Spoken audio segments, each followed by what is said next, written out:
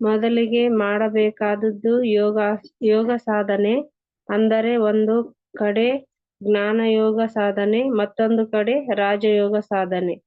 ಜ್ಞಾನಯೋಗ ಸಾಧನೆ ಅಂದರೆ ಸ್ವಾಧ್ಯಾಯ, ಸಜ್ಜನ ಸಾಂಗತ್ಯ. ರಾಜಯೋಗ ಸಾಧನೆ ಅಂದರೆ ಆನಾಪಾನಸತಿ ಮತ್ತು ತನ್ಮೂಲಕ ವಿಪස්සನ. ಈ ಎರಡು ಯೋಗಗಳ ಪರಾಕಾಷ್ಠತೆಯಲ್ಲಿ ನಾಡಿಮಂಡಲವೆಲ್ಲ ಶುಭ್ರವಾಗಿ ಬಹುಜನ್ಮಗಳ ಸಂಚಿತ್ತ ಪಾಪ ಕರ್ಮಗಳಿಂದ ವಿಮುಕ್ತಿ ಉಂಟಾಗುತ್ತದೆ. ಆ ನಂತರ ಮಾಡುವ ಕರ್ಮಗಳು ಪರಿಶುದ್ಧವಾಗಿರುತ್ತವೆ. ಅಂದರೆ ಆಗ ಆಲೋಚಿಸುವ ಯಾವ ಆಲೋಚನೆಯಾದರೂ, ಮಾತಾಡುವ ಯಾವ ಮಾತಾದರೂ ಶುದ್ಧವಾಗಿರುತ್ತದೆ. ಅದಕ್ಕೆ ಭಗವದ್ಗೀತೆಯಲ್ಲಿ ಶ್ರೀಕೃಷ್ಣನೆನ್ನುತ್ತಾನೆ, ಅಪಿ ಛೇದಸಿ ಪಾಪೇಭ್ಯಂ ಸರ್ವೇಭ್ಯಂ ಕೃತ್ಯಮಂ ಸರ್ವಂ ಜ್ಞಾನ ಪ್ಲವೇನೈವ ರುಜಿನಂ ಸಂತರಿಷ್ಯಸಿ. ಅಂದರೆ ಪಾಪಾತ್ಮರಿಗಿಂತ ಹೆಚ್ಚು ಪಾಪಾತ್ಮರು ಆದರೂ ಎಂಥ ಪಾಪವಾದರೂ ಒಂದು ಜ್ಞಾನದ ಬೆಳಕಿನಲ್ಲಿ ತೊಲಗಿ ಹೋಗುತ್ತದೆ. ಆದ್ದರಿಂದಲೇ ಧ್ಯಾನಯೋಗಿಯಾಗಬೇಕು. ಆತ್ಮಾನುಭವ ಇರುವವನೇ ಧ್ಯಾನಯೋಗಿ. ಜ್ಞಾನಯೋಗಿ ಆಗಬಲ್ಲ. ಧ್ಯಾನದಿಂದ ಜ್ಞಾನ, ಜ್ಞಾನದಿಂದ ಮುಕ್ತಿ. ಆದ್ದರಿಂದ ಭಾರತದ ದೇಶದಲ್ಲಿ ಕರ್ಮಯೋಗ ಕುರಿತು, ಭಕ್ತಿಯೋಗ ಕುರಿತು ಎಷ್ಟೋ ಜನ ಮಹಾತ್ಮರು ಎಷ್ಟೋ ವಿಧವಾಗಿ ಹೇಳಿದರು. ದಯಮಾಡಿ ನಿಮ್ಮ ಕಿವಿಗಳನ್ನು ಮುಚ್ಚಿಕೊಳ್ಳಿ. ನಿಮ್ಮ ಕರ್ಮಗಳು ಎಷ್ಟು ದುಸ್ಥಿತಿಯಲ್ಲಿದ್ದರೂ ಮೊದಲು ಮಾಡಿರಿ ಆನಾಪಾನಸತಿ, ತನ್ಮೂಲಕ ವಿಪස්සನ, ನಂತರ ಮಾಡಿರಿ ಸ್ವಾಧ್ಯಾಯ, ಸಜ್ಜನ ಸಾಂಗತ್ಯ. ಈ ಮೂರು ಕ್ರಮ ತಪ್ಪದೆ ಪ್ರತಿ ದಿನ ಮಾಡಿದರೆ ಬೇರೆ ಯಾವ ಮಹಾತ್ಮರು ಹೇಳಿರುವುದನ್ನು ಏನು ನೀವು ಪಾಲಿಸಬೇಕಾದ ಅಗತ್ಯವಿಲ್ಲ. ಏಕೆಂದರೆ ಕೂಡಲೇ ನೀವು ಆ ಮಹಾತ್ಮರಿಗಿಂತ ಮಹಾತ್ಮರು ಆಗಿ ಹೋಗುತ್ತೀರಿ. ಆದ್ದರಿಂದ ಹುಣ್ಣಿಮೆ ಧ್ಯಾನ ಪರಮಾನಂದ. ಯೋಗೀಶ್ವರರ ಸನ್ನಿಧಿ ಸಿಗುವುದಕ್ಕೆ ಹುಣ್ಣಿಮೆ ಧ್ಯಾನ ಅತ್ಯುತ್ತಮ. ಹುಣ್ಣಿಮೆಯ ದಿನ ಮನಸ್ಸು ಧ್ಯಾನಕ್ಕೆ ಅನುಕೂಲವಾಗಿರುತ್ತದೆ. ಈ ದಿನಗಳಂದು ಸಾಮೂಹಿಕ ಧ್ಯಾನ ತುಂಬಾ ಒಳ್ಳೆಯದು. ಹುಣ್ಣಿಮೆಯ ದಿನ ಮುಂದಿನ ದಿನಗಳು ಧ್ಯಾನಕ್ಕೆ ತುಂಬಾ ಚೆನ್ನಾಗಿರುತ್ತದೆ. ಹುಣ್ಣಿಮೆ, ಅಮಾವಾಸ್ಯೆ, ಗ್ರಹಣ, ಹಬ್ಬ ಹರಿದಿನಗಳು ಧ್ಯಾನಿಗೆ ಪ್ರಕೃತಿಯ ವಿಶಿಷ್ಟ ಕೊಡುಗೆ. ಈ ದಿನಗಳಂದು ಅಲ್ಪಾಹಾರ, ದ್ರವಾಹಾರ ಒಳ್ಳೆಯದು. ಮಾತು ಕಡಿಮೆ ಮಾಡಿ ಹೆಚ್ಚು ಧ್ಯಾನ ಮಾಡಿ.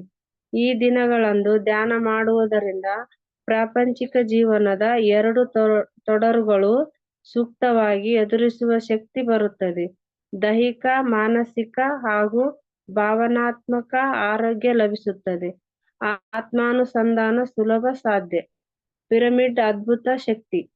ಪ್ರಕೃತಿ ಸಹಜವಾಗಿರುವ ವಿಸ್ಮಯ ಪ್ರಾಣಶಕ್ತಿ, ಕಾಸ್ಮಿಕ್ ಎನರ್ಜಿ ಪಿರಮಿಡ್ ಒಳಗೆ ಕೇಂದ್ರೀಕರಿಸಲ್ಪಟ್ಟು ಶಕ್ತಿಯುತವಾದ ಜೀವಶಕ್ತಿಯಾಗಿ ಮಾರ್ಪಟ್ಟು ಪಿರಮಿಡ್ ಕೆಳಗೆ ಕುಳಿತು ಧ್ಯಾನ ಮಾಡುವವರಿಗೆ ಅದ್ಭುತವಾದ ಫಲ ನೀಡುತ್ತದೆ. ಪಿರಮಿಡ್ನಲ್ಲಿ ಧ್ಯಾನದಲ್ಲಿದ್ದಾಗ ನಮ್ಮ ಶರೀರದೊಳಗಿನ ಶಕ್ತಿ ಪಿರಮಿಡ್ ಒಳಗೆ ಕೇಂದ್ರೀಕರಿಸಲ್ಪಟ್ಟ ಶಕ್ತಿ ಕ್ಷೇತ್ರದೊಡನೆ ಬೆರೆತಾಗ ನಮ್ಮೊಳಗೆ ಅಪರಿಮಿತವಾದ ಶಕ್ತಿ ಪ್ರವರ್ತಿಸುತ್ತದೆ. ಎಲ್ಲಾ ಬಗೆಯ ರೋಗಗಳಿಂದ ಮುಕ್ತವಾಗಲಿಕ್ಕೆ, ಮಾನಸಿಕ ಪ್ರಶಾಂತತೆಗೆ, ಆತ್ಮಾನುಭವಕ್ಕೆ ಪಿರಮಿಡ್ ಶಕ್ತಿ ಉಪಯೋಗವಾಗುತ್ತದೆ. ಗ್ರೀಕ್ ಭಾಷೆಯ ಪೈರಾ ಮತ್ತು ಅಮಿಡಾ ಎಂಬ ಎರಡು ಪದಗಳಿಂದ ಪಿರಮಿಡ್ ಶಬ್ದ ಬಂದಿದೆ. ಇದರ ಅರ್ಥ ಅಗ್ನಿ ಮಧ್ಯೆ. ಪಂಚಭೂತಗಳಲ್ಲಿ ಅಗ್ನಿ ಮುಖ್ಯವಾದುದು. ಇದು ವಿಶ್ವಜನಿತ ಶಕ್ತಿ. ಇದೇ ಎಲ್ಲ ಜೀವಿಗಳಲ್ಲೂ ಇರುವುದು. ಇದನ್ನೇ ಬಯೋಕಾಸ್ಮಿಕ್ ಎನರ್ಜಿ ಎನ್ನುತ್ತಾರೆ. ಅತೀತವಾದ ಮಾನವನ ಶಕ್ತಿಗಳಿಗೆ ಮೂಲ ಇದೆ. ಪಿರಮಿಡ್ಗಳು ವಿಶೇಷವಾಗಿ ಧ್ಯಾನಕ್ಕೋಸ್ಕರವೇ ನಿರ್ಮಿಸಿರುವುದೆಂದು ಜ್ಞಾನಿಗಳ ಅಭಿಪ್ರಾಯ. ಪಿರಮಿಡ್ನಲ್ಲಿ ಶಕ್ತಿ ಕ್ಷೇತ್ರಗಳು ಉತ್ಪತ್ತಿಯಾಗುವುದು ಹಾಗೂ ಹೆಚ್ಚಾಗುವುದು ಧ್ಯಾನಕ್ಕೋಸ್ಕರವೇ. ಪಿರಮಿಡ್ ಕೋನಗಳು ನಿಶ್ಶಬ್ದ ಆಂತರಿಕ ಜ್ಞಾನ, ಮೇಧಾಶಕ್ತಿ, ಸತ್ಯ ಮೊದಲಾದವುಗಳಿಗೆ ಮಾನವನ ಪ್ರಮುಖ 4 ಶರೀರಗಳಾದ ಭೌತಿಕ ಶರೀರ, ಸೂಕ್ಷ್ಮ ಶರೀರ, ಕಾರಣ ಶರೀರ ಮತ್ತು ಮಹಾಕಾರಣ ಶರೀರಕ್ಕೆ ಪಿರಮಿಡ್ನ 4 ತ್ರಿಕೋನಗಳು ಸಂಕೇತ. ಪಿರಮಿಡ್ ಒಂದು ತ್ರಿಕೋನ ಸಂಕೇತಿಸುತ್ತದೆ. ನಾವೆಲ್ಲ ಚೈತನ್ಯ ಪ್ರಜ್ಞೆ ಮತ್ತು ವಿವೇಕ ಜೀವಿಗಳೆಂಬುದನ್ನು ಪಿರಮಿಡ್ ಜಾತ್ಯತೀತ ಪರಿಕಲ್ಪನೆಯ ಸಂಕೇತವೂ ಆಗಿದೆ. ಪಿರಮಿಡ್ ಒಳಗೆ ಕುಳಿತು ಧ್ಯಾನ ಮಾಡುವವರು ಯಾವುದೇ ಜಾತಿ, ಮತ, ಧರ್ಮ, ಸಂಪ್ರದಾಯ, ಸ್ತ್ರೀ, ಪುರುಷ ಎಂಬ ತಾರತಮ್ಯ ಭಾವನೆ ಇಲ್ಲದೆ ಎಲ್ಲರನ್ನೂ ಒಂದುಗೂಡಿಸುವುದೇ ಪಿರಮಿಡ್. ಮನುಕುಲವನ್ನೆಲ್ಲ ಒಂದು ಸೂರಿನಲ್ಲಿ ಅರ್ಥಾತ್ ಪಿರಮಿಡ್ಡಿನ ಧ್ಯಾನ ಮಂದಿರದಲ್ಲಿ ತರಬೇಕಾದದ್ದು ಇಂದು ಎಲ್ಲರ ವೈಯಕ್ತಿಕ ಜವಾಬ್ದಾರಿಯೂ ಹೌದು. ಮನುಕುಲದ ಏಕೈಕ ಆಸರೆ ಹಾಗೂ ರಕ್ಷಕ ಪಿರಮಿಡ್ ಧ್ಯಾನ ಕೇಂದ್ರಗಳು. ಪಿರಮಿಡ್ ಧ್ಯಾನ ಕೇಂದ್ರಗಳು ಗ್ರಾಮಗಳಲ್ಲಿ, ನಗರ ಪಟ್ಟಣಗಳಲ್ಲಿ ಶೀಘ್ರವಾಗಿ ಬರಬೇಕು. ದೇವಾಲಯಗಳು ಪಿರಮಿಡ್ ಧ್ಯಾನಾಲಯಗಳಾಗಬೇಕು. ಮನೆಯಲ್ಲಿ ಚಿಕ್ಕ ಚಿಕ್ಕ ಪಿರಮಿಡ್ಗಳನ್ನು ಹಾಕಿಕೊಳ್ಳಬಹುದು. ಉದಾಹರಣೆಗೆ ಪಿರಮಿಡ್ ಕ್ಯಾಪ್, ತೂಗು ಹಾಕುವ ಪಿರಮಿಡ್, ಮನೆಯ ಮೇಲಿನ ಪಿರಮಿಡ್ಗಳು, ಊರಿಗೆ ಒಂದು ಬೃಹತ್ ಪಿರಮಿಡ್, ಹೀಗೆ ಎಲ್ಲೆಲ್ಲೂ ಪಿರಮಿಡ್ಗಳು ವಿಜೃಂಭಿಸುತ್ತಿರಬೇಕು. ಪಿರಮಿಡ್ಗಳನ್ನು ನೋಡುತ್ತಿರಬೇಕು.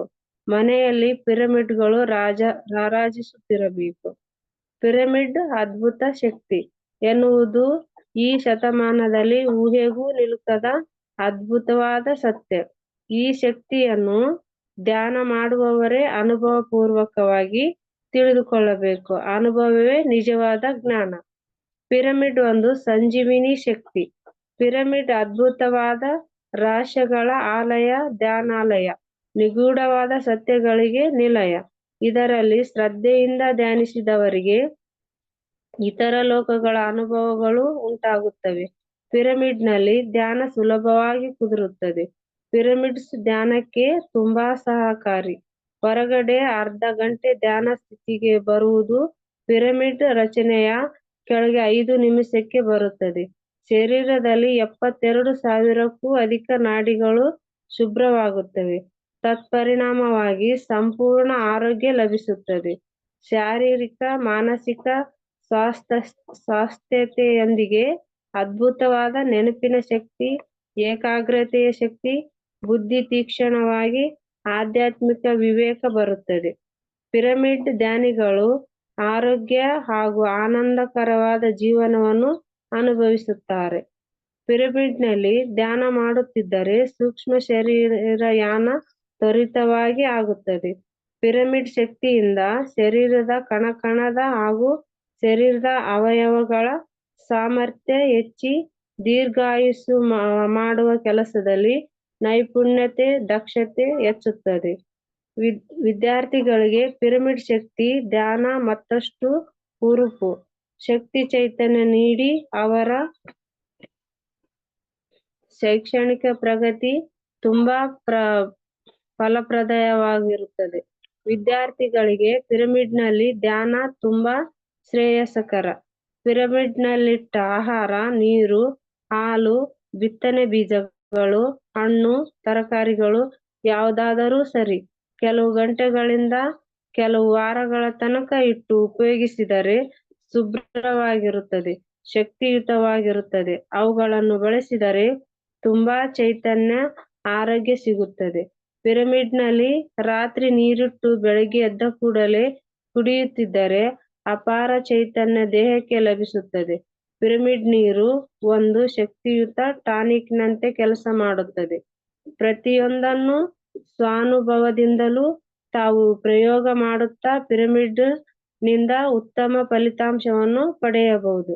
ಪಿರಮಿಡ್ ಧ್ಯಾನ ಕೇಂದ್ರದ ಬಗ್ಗೆ ಓಶೋ ಹೇಳುತ್ತಾರೆ, ಪ್ರತಿ ವ್ಯಕ್ತಿ, ಪ್ರತಿ ಮಕ್ಕಳಿಗೆ, ಪ್ರತಿ ಮನೆ, ಪ್ರತಿ ಶಾಲೆ, ಕಾಲೇಜು ಹಾಗೂ ಆಸ್ಪತ್ರೆಗಳಲ್ಲೂ ಪಿರಮಿಡ್ ಧ್ಯಾನ ಒಂದು ನಿತ್ಯ ಅಭ್ಯಾಸವಾದರೆ ಮನುಷ್ಯ ಆರೋಗ್ಯವಾಗಿ ಆನಂದದಿಂದ 300 ವರ್ಷಗಳ ತನಕ ಬದುಕಬಲ್ಲ.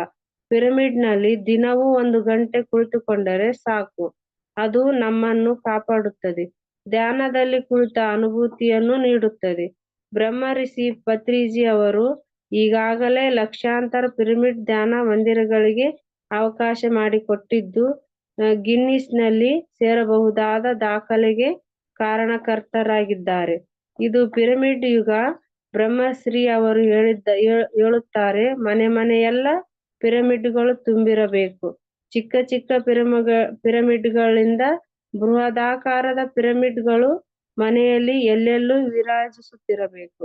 ಪಿರಮಿಡ್ ವೈವಿಧ್ಯತೆಯಲ್ಲಿ ಏಕತೆಯ ಸಂಕೇತ. ಪಿರಮಿಡ್ಗಳನ್ನು ನೋಡಿದರೆ ಸಾಕು, ಮನಸ್ಸು ನಿರ್ಮಲ ಸ್ಥಿತಿಗೆ ಬರುತ್ತದೆ. ಮನುಕುಲವನ್ನು ಒಂದುಗೂಡಿಸುವುದೇ ಪಿರಮಿಡ್ಸ್.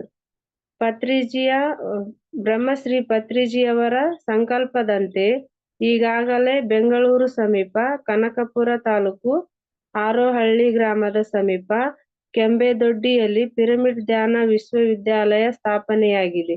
ಏಷ್ಯಾದಲ್ಲೇ ಎತ್ತರವಾದ ಈ ಧ್ಯಾನ ಪಿರಮಿಡ್ನಲ್ಲಿ ಒಮ್ಮೆಗೆ ಸುಮಾರು 5,000 ಜನ ಕುಳಿತು ಧ್ಯಾನಿಸಬಹುದು. ಅದ್ಭುತವಾದ ಧ್ಯಾನ ದೇಗುಲವಿದು. ಎಲ್ಲರೂ ಇದನ್ನು ಆಗಾಗ್ಗೆ ಸಂದರ್ಶಿಸುತ್ತಿರಬೇಕು. ವಿಶೇಷವಾಗಿ ಹುಣ್ಣಿಮೆಯ ಅಮಾವಾಸ್ಯೆಗಳಲ್ಲಿ ಬಂದು ಧ್ಯಾನ ಮಾಡುತ್ತಿರಬೇಕು. ಇದು ಇದೀಗ ಜಗತ್ತಿಗೆ ಆಧ್ಯಾತ್ಮಿಕ ಬೆಳಕನ್ನು, ವಿವೇಕವನ್ನು ತರುವ ಧ್ಯಾನಾಲಯವೆಂಬ ಖ್ಯಾತಿ ಪಡೆದಿದೆ. ಯಾರು ಬೇಕಾದರೂ ಇದರ ಪೂರ್ಣ ಪ್ರಯೋಜನ ಪಡೆಯಬಹುದು. ಶ್ವಾಸದ ಮೇಲೆ ಗಮನ. ಧ್ಯಾನಕ್ಕೆ ಇಂದು ಸುವರ್ಣ ಕಾಲ ಬಂದಿದೆ. ಭೂಗ್ರಹ ಅಪಾರವಾದ ಶಕ್ತಿ ವಲಯ ಫೋಟಾನ್ ಬ್ಯಾಂಡ್ನಲ್ಲಿ ಪ್ರವೇಶಿಸಿದೆ. ನೂತನ ಶಕ್ತಿ ಚೈತನ್ಯಗಳು ಧ್ಯಾನಿಗೆ ಈಗ ಅಪಾರವಾಗಿ ಸಿಗುತ್ತಿದೆ. ಯಾರು ಈ ಧ್ಯಾನ ಮಾಡುತ್ತಾರೋ ಅವರು ಎಲ್ಲಾ ತರದ ಸಂಕಷ್ಟ ಸಮಸ್ಯೆಗಳಿಂದ ಮುಕ್ತರಾಗಿ ಆನಂದದಿಂದ ಬದುಕುತ್ತಾರೆ. ಆದ್ದರಿಂದ ಧ್ಯಾನಕ್ಕೆ ಲಭ್ಯವಿದ್ದೆಡೆ ಪಿರಮಿಡ್ಗಳ ಸಹಾಯ ಪಡೆಯಿರಿ. ಧ್ಯಾನಕ್ಕೆ ತುಂಬಾ ಸಹಕಾರಿ ಪಿರಮಿಡ್ಸ್. ಪಿರಮಿಡ್ ಒಂದು ಸಂಜೀವಿನಿ.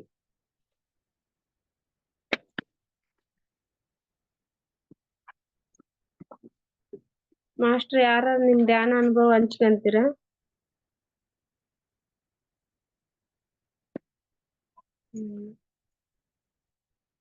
ಪಿರಮಿಡ್ ಧ್ಯಾನಿಗಳ 18 ಮಾರ್ಗದರ್ಶಕ ಸೂತ್ರಗಳು. ಸರಿಯಾದ ರೀತಿಯಲ್ಲಿ, ಅಂದರೆ ಆನಾಪಾನಸತಿ ಪದ್ಧತಿಯಲ್ಲಿ ಕ್ರಮವಾಗಿ, ತಪ್ಪದೆ, ನಿಯಮಿತವಾಗಿ ಧ್ಯಾನ ಮಾಡಬೇಕು. ಸರಿಯಾದ ಆಧ್ಯಾತ್ಮಿಕ ಪುಸ್ತಕಗಳನ್ನು ಓದುವುದು. ಆ ಪುಸ್ತಕಗಳನ್ನು ಇತರರು ಓದುವಂತೆ ಪ್ರೇರೇಪಿಸುವುದು. ತಮ್ಮ ಧ್ಯಾನಾನುಭವಗಳನ್ನು ಮತ್ತು ಪುಸ್ತಕಗಳಿಂದ ದೊರೆತ ಆಧ್ಯಾತ್ಮಿಕ ವಿವೇಕವನ್ನು ಪ್ರತಿಯೊಬ್ಬರೊಡನೆಯೂ ಹಂಚಿಕೊಳ್ಳುತ್ತಿರಬೇಕು. ಅರಣ್ಯ, ಪರ್ವತ, ಸಮುದ್ರ, ಪಿರಮಿಡ್ ಮುಂತಾದ ಸಹಜ ನಿಸರ್ಗ ಪರಿಸರಗಳಲ್ಲಿ ಧ್ಯಾನ ಮಾಡಲು ಹುಣ್ಣಿಮೆ ದಿನಗಳನ್ನು ಸಂಪೂರ್ಣವಾಗಿ ಬಳಸಿಕೊಳ್ಳಬೇಕು. ಎಲ್ಲೆಲ್ಲಿ ದೊರೆಯುತ್ತದೆಯೋ ಅಲ್ಲೆಲ್ಲ ಧ್ಯಾನಕ್ಕಾಗಿ ಪಿರಮಿಡ್ ಶಕ್ತಿಯನ್ನು ಬಳಸಿಕೊಳ್ಳಬೇಕು. ಎಲ್ಲಾ ಬಗೆಯ ಔಷಧಗಳನ್ನು ಮರೆಯಬೇಕು ಮತ್ತು ಸ್ವಯಂ ಗುಣಕಾರಿಯಾದ ಧ್ಯಾನವನ್ನು ಅವಲಂಬಿಸಬೇಕು. ಪ್ರತಿದಿನವೂ ಸಾಧ್ಯವಾದಷ್ಟು ಕಾಲ ಮೌನದಲ್ಲಿ ಇರಬೇಕು. ಯಾವುದೇ ಬಗೆಯ ಮಾಂಸಾಹಾರವನ್ನು ಸೇವಿಸಬಾರದು. ಬಹಳ ಮಿತವಾಗಿ ಸಾತ್ವಿಕ ಆಹಾರವನ್ನು ಮಾತ್ರ ಸೇವಿಸಬೇಕು. ಯಾವುದೇ ಬಗೆಯ ವಿಶೇಷವಾದ ಆಧ್ಯಾತ್ಮಿಕ ಉಡುಪನ್ನು ಧರಿಸಬಾರದು. ಎಲ್ಲಾ ಮಕ್ಕಳಿಗೂ ಚಿಕ್ಕ ವಯಸ್ಸಿನಿಂದಲೇ ಧ್ಯಾನ ಶಿಕ್ಷಣವನ್ನು ಕೊಡಲು ಪ್ರಾರಂಭಿಸಬೇಕು.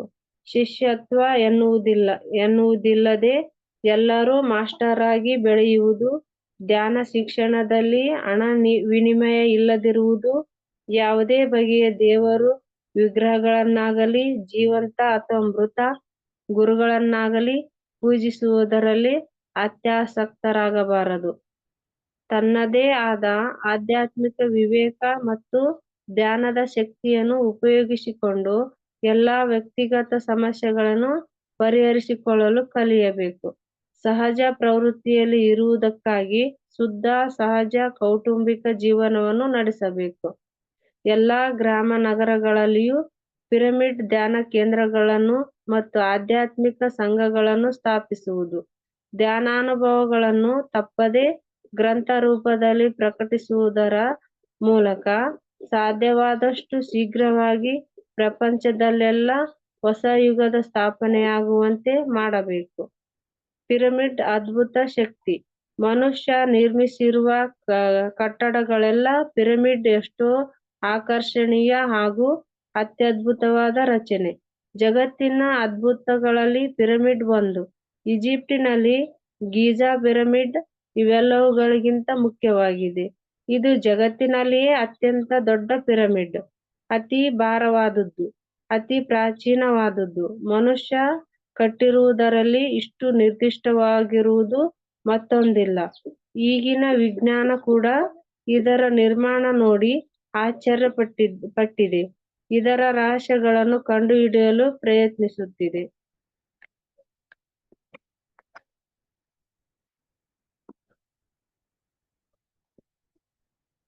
ಇಷ್ಟಕ್ಕೂ ಗೀಜಾ ಪಿರಮಿಡ್ ಅಂದರೆ ಏನು? ಇದನ್ನು ಏತಕ್ಕೆ ಕಟ್ಟಿದ್ದಾರೆ? ಮೊದಲು ಪಿರಮಿಡ್ ಅನ್ನುವುದಕ್ಕೆ ಅರ್ಥ ತಿಳಿದುಕೊಳ್ಳೋಣ. ಗ್ರೀಕ್ ಭಾಷೆಯಲ್ಲಿ ಪೈರಾ ಅಂದರೆ ಅಗ್ನಿ, ಅಮಿಡ್ ಎಂದರೆ ಮಧ್ಯೆ ಎಂದರ್ಥ. ಅಂದರೆ ಅಗ್ನಿ ಮಧ್ಯೆ. ಪ್ರಾಚೀನ ವಿಜ್ಞಾನದ ಪ್ರಕಾರ ಪಂಚಭೂತಗಳಲ್ಲಿ ಅಗ್ನಿ ಮುಖ್ಯವಾದದ್ದು. ಇದು ವಿಶ್ವಜನಿತ ಶಕ್ತಿ ಎಲ್ಲ ಜೀವಿಗಳಲ್ಲೂ ಇರುವುದು. ಇದನ್ನೇ ಬಯೋಕಾಸ್ಮಿಕ್ ಎನರ್ಜಿ ಎನ್ನುತ್ತಾರೆ. ಅತೀತವಾದ ಮಾನವ ಶಕ್ತಿಗಳಿಗೆ ಮೂಲ ಇದೆ. ಆದ್ದರಿಂದ ಎಷ್ಟೋ ಮಹತ್ತರವಾದ ಉದ್ದೇಶಕ್ಕೋಸ್ಕರವೇ ಪಿರಮಿಡ್ ನಿರ್ಮಾಣ ನಡೆದಿದೆ ಎಂದು ಅರ್ಥ ಮಾಡಿಕೊಳ್ಳಬಹುದು. ತುಂಬಾ ಜನರು ಭಾವಿಸಿರುವಂತೆ ಇದು ಶವಗಳನ್ನು ಇಡಲು ಅಥವಾ ನಿಧಿಗಳನ್ನು ಇಡುವ ರಚನೆಯಲ್ಲ. ವಾಸ್ತವವಾಗಿ ಈಜಿಪ್ಟಿನಲ್ಲಿ ದೊಡ್ಡವು 30 ಪಿರಮಿಡ್ಗಳು ಮತ್ತೆಷ್ಟೋ ಚಿಕ್ಕ ಚಿಕ್ಕ ಪಿರಮಿಡ್ಗಳಿವೆ. ಆದರೂ ಗ್ರೇಟ್ ಪಿರಮಿಡ್ಗಿರುವ ಪ್ರಾಮುಖ್ಯತೆ ಮತ್ತೊಂದಕ್ಕೆ ಇಲ್ಲ. ಇದು ಈಜಿಪ್ಟಿಯರ ವಿಜ್ಞಾನಕ್ಕೆ ಆದರ್ಶಪ್ರಾಯ. ಪಿರಮಿಡ್ ರಹಸ್ಯ ತಿಳಿದುಕೊಂಡರೆ ಅದರ ವಿಜ್ಞಾನವನ್ನು ಕುರಿತು ತಿಳಿದುಕೊಳ್ಳಬಹುದು. ಮಾಸ್ಟರ್, ಧನ್ಯವಾದಗಳು ಇವತ್ತಿನ ಸಜ್ಜನ ಸಾಂಗತ್ಯಕ್ಕೆ. ಎಲ್ಲ ಧ್ಯಾನಿಗಳಿಗೂ ನನ್ನ ನಮಸ್ಕಾರಗಳು.